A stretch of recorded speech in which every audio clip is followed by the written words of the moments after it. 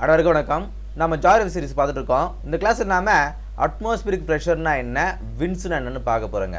So atmospheric ப்ரெஷர்னா என்ன, விண்ட்ஸ்னா என்ன, இதில் பெரும்பாலும் நாம் இதுக்கு முன்னாடி நடந்த கிளாஸ்லேயே பார்த்துருக்கோம். அப்படிங்கிறனாலும் ஒரு ஓவர்வியூ சும்மா இந்த டாப்பிக்கை நம்ம டச் பண்ணி விடுவோம் அப்படிங்கிறதுக்காக இல்லை நிறைய தெரிஞ்சிருக்கலாம். நம்ம இந்த சீரீஸில் இதை சொல்லிட்டு இருக்கிறோம். இருந்தாலும் இந்த டாப்பிக்கு நம்ம என்னன்னு பார்த்துருவோம். சரியா? What is atmospheric pressure? Atmospheric pressure is nothing but the weight of air on earth surface. பூமியோட மேற்பரப்பில் இருக்கக்கூடிய காற்றுடைய அந்த எடை தான் அட்மாஸ்பியரிக் ப்ரெஷர் அப்படின்னு சொல்கிறாங்க. Measured using a barometer. பேரோமீட்டர்னால இது அளவிடப்படுது. நாம் எப்படி வெயிட் எப்படி கிலோகிராமில் அளவிடுறோமோ அது போல் இந்த பேரோமீட்டர் அப்படிங்கிறத கொண்டு நாம் அளவிடுறோம். ஸோ இதோட யூனிட் அப்படிங்கிறது மில்லி பார். சரிங்களா? அடுத்தது நார்மல் சீ லெவல் ப்ரெஷர். கடல் மட்டத்தில் இதோட ப்ரெஷர் அப்படிங்கிறது 1013.25 மில்லி பாராக இருக்குங்க. ஸோ 1013.25 மில்லி பாராக இருக்கும். ஸோ இங்கே ஒரு இமேஜ் இருக்குது பாருங்கள். இந்த இடத்துல ஸோ பாருங்கள், கடல் மட்டத்தில் அதோடைய சர்ஃபேஸில் அதிகமாக இருக்குதுங்களா, அதிகமான இந்த வாட்டர் ட்ராப்லெட்ஸ் இருக்குன்ற மாதிரி பார்க்குறோம் இல்லையா? ஏன் இங்கே அதிகமாக பார்க்கும்போது ஸோ பாருங்கள், ஹையர் ஆல்டிடியூடில் லோ ப்ரெஷராக இருக்கும், லோயர் ஆல்டிடியூடில் ஹை ப்ரெஷராக இருக்கும். காரணம் என்ன? சூரியனுடைய அந்த இன்சுலேஷன் ஆனது இங்கே கீழே இருக்கும்பொழுது கொஞ்சம் வார்மாக இருக்கும். ஸோ எப்போ வார்மாக ஒரு இடங்களில் மாறுதோ அந்த இடத்துல காற்றானது அந்த இடத்த விட்டு போக ஆரம்பிக்குமா. ஸோ அந்த காற்று என்ன ஆகுது, இன்சுலேஷன் மூலிமா சூடாகும்போது அது மேலே எழும்ப ஆரம்பிக்குமா. அதனால் இந்த பகுதிகளில் பாருங்கள், ஸோ ஹையர் ஆல்டிடியூட் போக போக போக போக என்ன ஆகுது, லோ ப்ரெஷர் கிரியேட் ஆகுது. கீழே ஹை ப்ரெஷர் கிரியேட் ஆகுது. எந்த இடங்களில்? கடல் மட்டத்தில். ஸோ கடல் மட்டத்தில் இந்த சேஞ்ச். ஆனால் லேண்டில் பார்க்கும்போது இதுக்கு அது அப்படியே ஆப்போசிட்டாக இருக்கும். கீழே லோவாக இருக்கும், மேலே ஹையாக இருக்கும். ஆனால் கடல் மட்டங்களில் இது ஆப்போசிட்டாக இருக்கும். காரணம் என்ன? இங்கே அதிகப்படியான ஏன்னா லேண்டு கம்பேர் டு லேண்டு ஈஸியாக ஹீட் ஆகும். கடல் தண்ணீர் அந்தளவுக்கு ஹீட் ஆகாதுன்றதுனால இந்த இடங்களில் ஹை ப்ரெஷர் ஆகும், மேலே போக போக லோ ப்ரெஷர். ஸோ ரெண்டுமே ஒரே இடம் தான், ஆனால் கம்பேரிட்டிவ்லி இது அதிகமாக இருக்கும் அப்படின்றாங்க. சரி, இந்த எர்த்தில் ப்ரெஷர் பெல்ட்டை பற்றி நம்ம படித்தோம், லாஸ்ட் கிளாஸ்லேயே படிச்சிருப்போம். ப்ரெஷர் பெல்ட் அப்படிங்கிறது மொத்தம் 7 மேஜர் ப்ரெஷர் பெல்ட்ஸ் இருக்குது, ஈக்குவடார் ரீஜன்லேருந்து போலார் ரீஜன் வரைக்கும். ஸோ எந்தெந்த ப்ரெஷர் பெல்ட்னு பார்த்துருவோமா? முன்னாடியே பார்த்தது தான், இருந்தாலும் சும்மா பார்த்துருவோம். ஈக்குவடார் ரீஜனில் லோ ப்ரெஷர் இருக்கும். ஸோ இதுதான் எர்த் அப்படின்னா எர்த்து மாதிரியே இல்லையே இது. சரி, ஒரு நிமிஷம் இருங்க.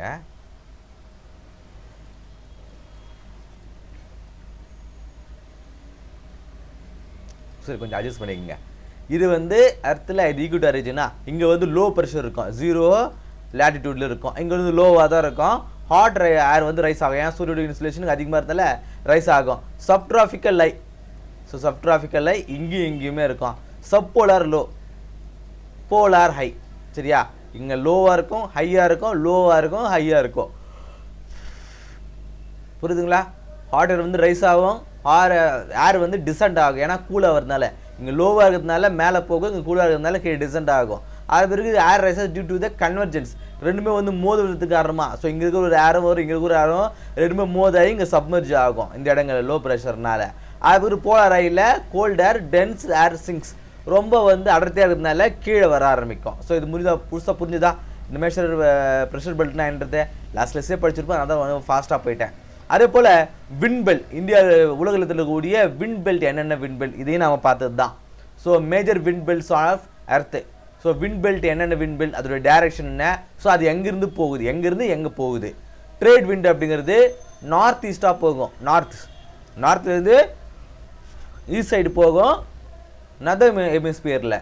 ஸோ எங்கே போகும்? சப்ட்ராபிக்கல் ஐலேருந்து ஈக்குவடார் லோவுக்கு போகும். சப்ட்ராபிக்கல் ஐலேருந்து, ஸோ இது சப்ட்ராபிக்கல் ஐலேருந்து லோவுக்கு போகும் இப்படி. ஸோ இங்கே இருக்குதுங்களா? ஸோ நார்த்லேருந்து ஈஸ்ட் நோக்கி போகும். வெஸ்டர்லிஸ் அப்படிங்கிறது சவுத்லேருந்து வெஸ்ட் நோக்கி போகும் நார்த் ஹெமிஸ்பியரில். இது சப்ட்ராபிக்கல் ஐலேருந்து சப்போலார் லோவுக்கு போகும். இதுவும் நதர் ஹெமிஸ்பியரில் தான். அடுத்தது போலார் ஈஸ்டர்லிஸ்.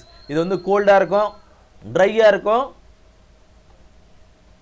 ஈஸ்ட்லேருந்து போகும். அதனால தான் ஈஸ்டர்லின்னு சொல்கிறாங்க. ஸோ எங்கேருந்து போகுதோ அதான் ஈஸ்டர்லின்னு சொல்லுவாங்க. வெஸ்ட்லேருந்து போனால் வெஸ்டர்லிஸ், ஈஸ்ட்லேருந்து போனால் ஈஸ்டர்லிஸ், அவ்வளோதாங்க. இது போலார் ஐலேருந்து சப் போலார் லோவுக்கு போகும். போலார் ஐலேருந்து சப்போலார் லோக்கு போகும். சரிங்களா, இது புரிஞ்சுதா? அடுத்தா வந்து வெர்டிகல் ஏர் மூவ்மெண்ட்ஸ். இந்த வெர்டிகல் ஏர் மூவ்மெண்ட்ஸ்னா என்ன அப்படின்னா, நம்ம இப்போ பார்த்தோம் இல்லையா, இப்போ அதிகப்படியா இன்சுலேஷனாக இருக்கும்போது காற்றானது மேலே போகும், அது வெயிட் ஆகும்போது காற்றானது கீழே வரும் அப்படின்னு நம்ம பார்த்துருப்போம் இல்லையா. இதான் வந்து வெர்டிக்கல் மூமெண்ட்ஸ். இந்த வெர்டிக்கல் மூமெண்ட்ஸில் இருக்கக்கூடியது 2 விஷயங்களை சொல்லுவாங்க.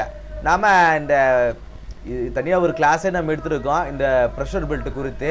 நம்மளோட ஜிஸ்லியாங் கிளாஸில் அந்த கிளாஸ் ரொம்ப டீட்டெயிலாக சொல்லியிருப்பேன். இந்த கன்வர்ஜென்ஸ் எப்படி ஹேப்பன் ஆகுது, சப்சிடன்ஸ் எப்படி ஹேப்பன் ஆகுது அப்படிங்கிற மாதிரி சொல்லியிருப்பேன். நீங்கள் அதை பாருங்கள், இன்னும் டீட்டெயிலாக கிடைக்கும். இப்போ நான் அது ஓவர்வியூவாக மட்டும் சொல்லிடுறேன். சரிங்களா, கன்வெக்ஷனாக என்ன அப்படின்னு பார்க்கும்போது, இப்போ 2 ஏர் இருக்குதுங்க. இப்போ இந்த 2 ஏர் என்ன பண்ணோம், மோதி ரெண்டுமே வந்து மேலே போகுது அப்படின்னா, ரெண்டுமே மேலே போகுது. இது வந்து லோ ஏரியாவில் நடக்கும். லோ ஏரியாவில் இந்த கன்வெக்ஷன் அப்படிங்கிறது லோ ஏரியாவில் நடக்கும். 2 காற்றுமே வந்து மோதும் போது ரெண்டுமே வந்து மேலே போகுது, அப்பர் டைரக்ஷனில் போகுது. கன்வெக்ஷனாக என்ன, மோதி மேலே போகுது. கன்வெக்ஷன் மோதுது, மேலே போகுது. மேலே போகும்போது என்ன ஆகும், க்ளவுட் ஃபார்மேஷன் ஆகும், ரெயின்ஃபால் ஆகும். மேலே போகும்போது கண்டன்சேஷன் ஏற்பட்டு ரெயின்ஃபால் ஏற்படும். சப்சிடன்ஸ்னால் என்னென்னா டவுன்வர்ட். 2 ஏர் மோதி கீழே வந்துச்சு அப்படின்னா, கீழே வந்துச்சுன்னா கண்டன்சேஷன் ஏற்படுமா? ஸோ ரொம்ப கிளியர் வெதராக இருக்கும், ட்ரை வெதராக இருக்கும். அவ்வளோதான். இதுதான் வந்து vertical air movement. Vertical air மூவ்மெண்ட்ஸில் 2 கண்டிஷன், கன்வெக்ஷன் அண்ட் சப்சிடன்ஸ். கன்வெக்ஷனில் அப்வர்ட் டைரக்ஷன், சப்சிடன்ஸில் டவுன்வர்ட் மூவ்மெண்ட்டு. இதில் வந்து ரெயின்ஃபால் வரும், இதில் வந்து கிளியர் வெதராக இருக்கும். புரிஞ்சுதா? அடுத்தது இந்தியன் மான்சூன் வின்ஸ். இந்தியாவில் இந்த வின்ஸ் எந்த மாதிரி இருக்கு? So summer monsoon, winter monsoon. Summer monsoon அப்படிங்கிறது ஜூன் டு செப்டம்பர், நமக்கு தெரிஞ்சது தான். வின்டர் மான்சூன்ன்றது அக்டோபர் ஜனவரி. இது வந்து சவுத் வெஸ்ட் மான்சூன் காரணமாக மாய்ஸ்ட் விண்ட். ஏன் மாய்ஸ்ட் விண்ட்னு சொல்கிறாங்க? இங்கேருந்து வீசுவதனால, ஓஷோன் லேயர்லேருந்து இங்கே வீசுறதுனால, சரி ஓசோன் லேயர்ன்ற பாருங்க, இந்தியன் ஓஷன்லேருந்து இந்த காற்று வீசுறதுனால இங்கே இருக்கக்கூடிய வாட்டர் ட்ராப்லெட்ஸ், இந்த வாட்டர் வேப்பர்லாம் இது எடுத்துகிட்டு போகும். ஸோ லேண்டில் போகும்போது லேண்டில் ரெயின்ஃபாலை ஏற்படுத்தும். மான்சூன் விண்ட் அப்படிங்கிறது, இந்த வின்டர் மான்சூன் அப்படிங்கிறது அக்டோபரில் இருக்கும். இது நார்த் ஈஸ்ட் மான்சூன். இது ட்ரை விண்டாக இருக்கும். ஏன் இங்கே, ஸோ இங்கே லேண்ட்லேருந்து இப்படி வீசுவதனால, லேண்ட்லேருந்து வீசுறதுனால இதில் அந்த அளவுக்கு வாட்டர் வேப்பர் இருக்காது. ஸோ கடல் நோக்கி போகும். அதனால் இது ட்ரை விண்டாக தான் இருக்கும்.